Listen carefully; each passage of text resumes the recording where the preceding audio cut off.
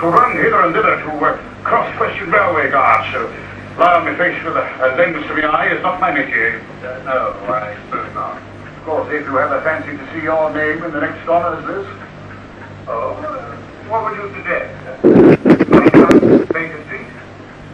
Sherlock, it would be most improper for me to make a specific offer. It was a joke, my son. Oh, was it? I play the game for its own sake. Now, who is this little guardian? Sir James Walker. There is no need, I can tell you all about it. He is a man who has grown grey in the service. Indeed, his decorations alone occupy 2 lines in the books.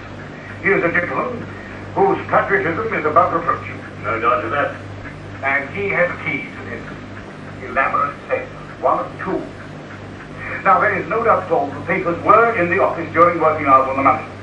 At 3 o'clock in the afternoon, Sir James left for London, taking his key with him. He arrived at the home of Admiral Sinclair in Berkeley Square and stayed there throughout the whole of the evening. Has that been very nice? Yes, sir. His brother, Colonel Valentine Walker, testifies to his departure from Woolwich and Admiral Sinclair, his arrival in London. And who is the other man with the key? The senior clerk and draftsman is Mr. Sidney Johnson. 45, 5 children. No, 4. Married, of course. Southern and morose, but with an excellent record of public service. Now, his wife says that he was at home the whole of Monday evening, and he says that the key never left his watch chain. Is that corroborated? No, only by his wife. Now, tell us about Kentucky and West. Well, 10 years in the service, he has the reputation of being somewhat hot-headed and impetuous. But nothing is known against him. Now, his duties brought him into daily personal contact with the Plans. I see. And who locked the Plans up that night? Mr. Johnson. They were next seen upon the dead body of his junior clerk in the tunnel near Holgate Station. But 10 papers were stolen, you say. Why then were only 7 found in his pocket? That is enough. Well, here's my theory. Now, he took the papers to sell them. He met the agent, but they couldn't agree as to price. He started home with the agent, who murdered him on the train, extracted the essential papers, then threw his body from the carriage, first taking his ticket, which would show the station nearest the agent's home. And there, gentlemen, is everything in a nutshell. Splendid, Lestrade. Very good indeed. The case is solved. What? But the traitor is dead. By this time, the Plans were on the continent. What is there for us to do? Act, Sherlock, act. Use your powers. Go to the scene of the crime. Leave no stone unturned. Oh, you do not agree with the inspector, then? Oh, my instincts are against it. Very well, Mycroft. Lestrade, if you will favor us with your company for an hour or two, we will take a trip on the Metropolitan Railway. The state will defray your expenses.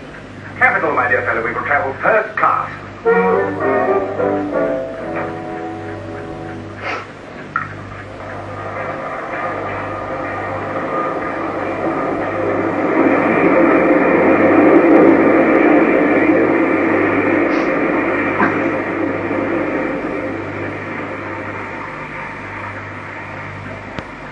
This is where the young man's body lay.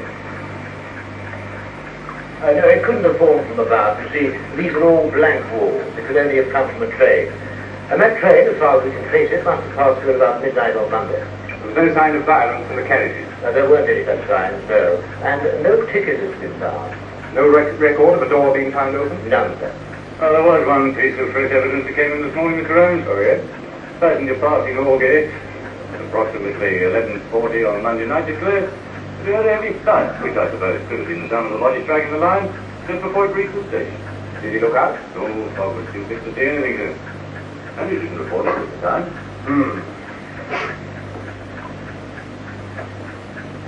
Aha. What is it, sir? Points. The points and a curve, too. Points and a curve. Is there a great number of points on this section of the line? Very few, sir. Very good. And indication. No signs of bleeding. There were hardly any, sir. Surely there was considerable wound.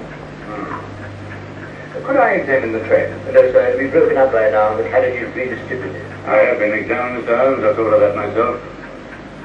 And my men have been all the way through them and would have found anything that was to find. I did not wish to go through the place, but I thought you did.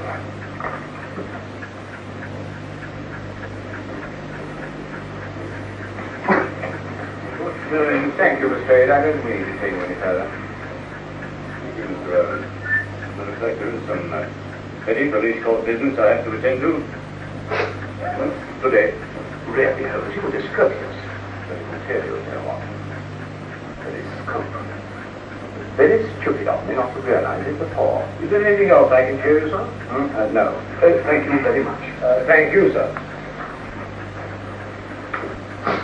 Now, supposing this young man met his death elsewhere, and his body was placed on the roof of a carriage. On the roof? Yes. Now, the body was found here, was it not? Just beyond the very spot where the train pitches and sways as it comes round that curve onto those points. You mean at the very place where an object on the roof might be expected to fall off? Yes. It would also explain why he was travelling without a ticket, and the business of the bleeding. Of course there was no blood on the line if the body had bled elsewhere. Everything fits together. Well, it suggests a few questions we might ask. Questions? Of whom? I think we had better start with the official guardian of the papers. You do not mean Sir James Walker? Yes. But you cannot possibly suspect him. We can decide that, Watson, when we meet him. Oh, in the meantime, remind me to send Mycroft a telegram asking for a complete list of all international agents known to be in London. International agents? Yes.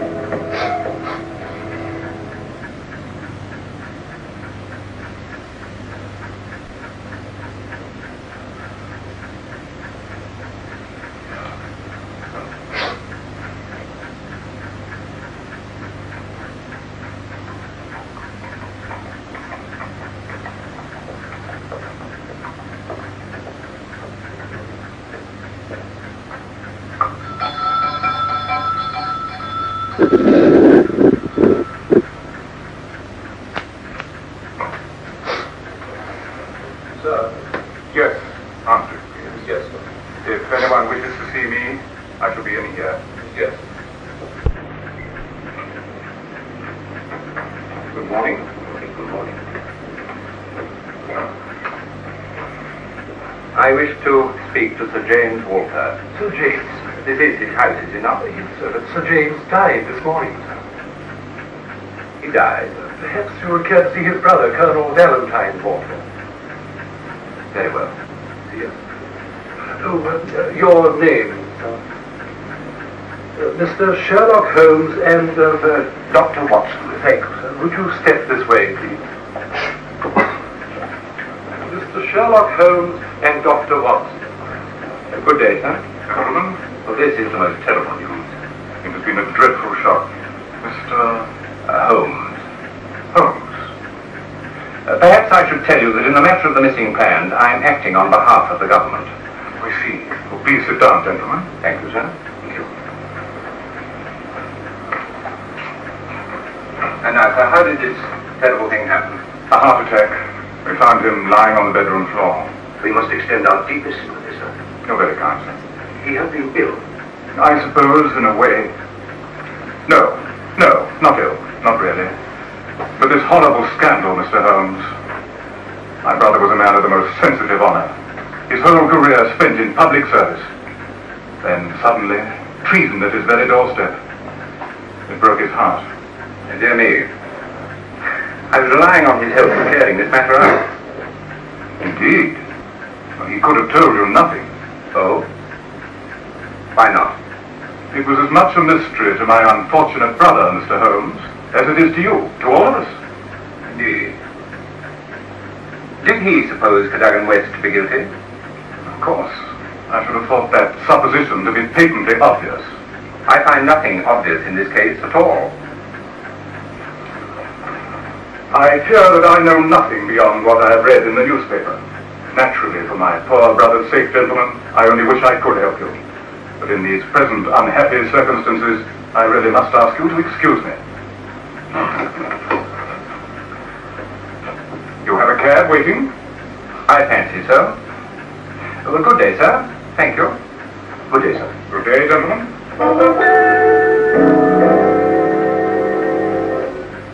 You cannot believe it, Mr. Johnson. You knew him. You simply cannot believe it. I'm afraid I must believe it, Miss Westbury. There's nothing else to believe. Now, I must ask you to leave me. I have an appointment with a gentleman who is going to investigate this whole terrible business.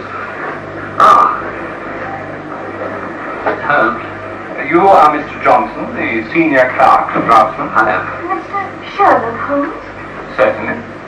No, this is Miss Westbury, who was Mr. Westbury. And a better and more patriotic man never lived. Yes, well, Miss Westbury, I think that. One moment. I'm delighted to see you. This has saved me a visit. If you will be good enough, if you wish it. Oh, you'd like me to leave? If you please.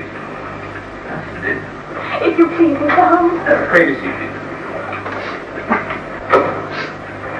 Now, Miss Westbury, will you please tell us distinctly and clearly exactly what happened on that last evening with your fiancé? We were going to the theatre. Yes. It was very foggy, so we walked. The cab would have been useless. We had to pass these buildings on our way, Yes. and we paused for a moment under a street lamp to make sure where we were. Others just darted away into the fog. Without a word? I waited for him, but he didn't return, and I walked home.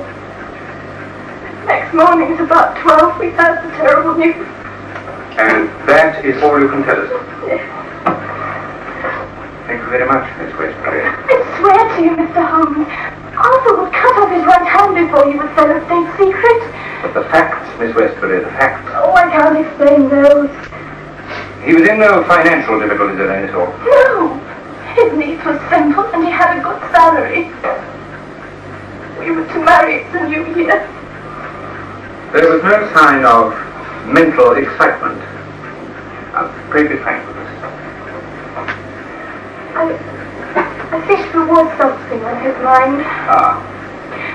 The last week or so, he seemed worried.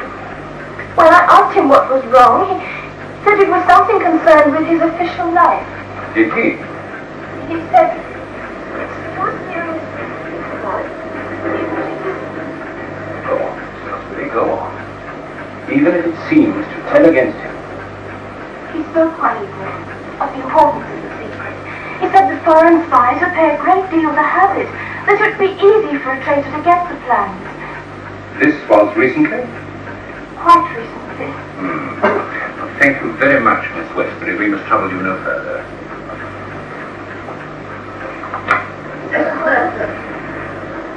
If you could only save his honor, it meant so much to him.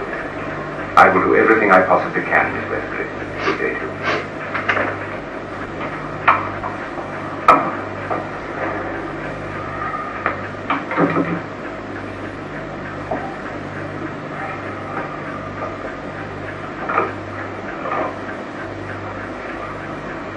Mr. Johnson, I think? Yes. Will you step in, please, sir? Thank you very much. Johnson, Miss Westbury appears to have a very high opinion of your late assistant's honour. Would you agree with her? Mr. Holmes, I can't pretend to say that I like the man. Oh. But I should have trusted him. Well, I trust myself. This is a terrible business, Mr. Holmes, terrible. Chief dead, Kentucky West dead, the plan stolen, our whole place disorganized. Yet when we closed our doors on Monday, we were as efficient an office as any in the government service. What time did you close your doors on Monday? 5 o'clock. And where were the plans? In that safe. Would you open it, please? Certainly.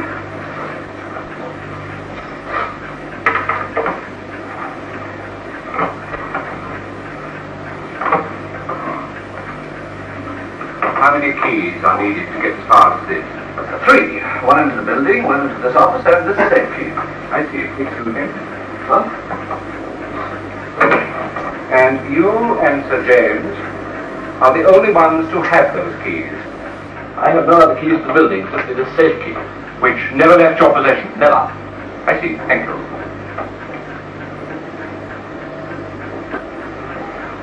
Shall I close my safe? By all.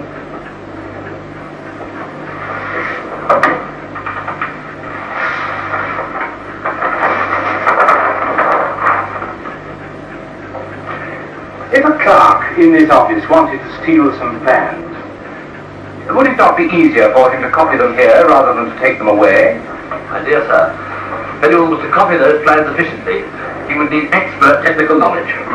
Did Cadogan West possess that knowledge? Possibly. And did Sir James? Certainly. Do you? I do. But I beg you will not implicate me in your imaginings. What is the use of speculations of this sort when it was the original plans that were found on Cadogan West? Not copies. Odd, though, that he should bother to take them away with him. But he did, and 3 of them are still missing. With those 3 missing papers, would it be possible to construct the Bruce Partington submarine? We are not sure. Oh? Personally, I think they would need the designs of the double valve, which of course we still have here. But, well, conceivably they could get around that. Thank you. Ah, you have reached some conclusion?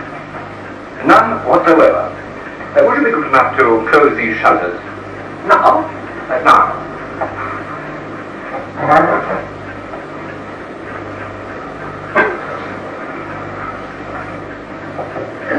I suppose you do this nightly. I order it to be done.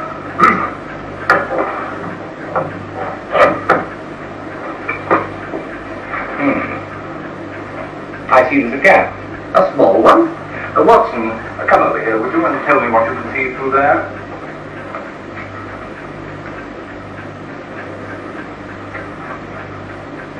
The street lamp. Can you?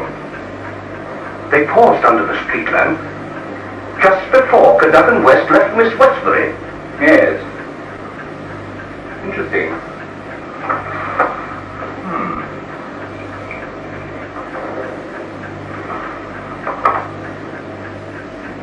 Thank you for your assistance, Mr. Johnson.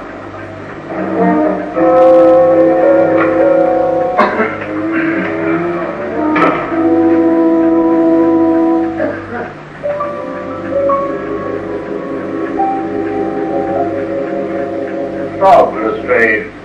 Yes, so I see, sir. No, you do not see. Neither do I.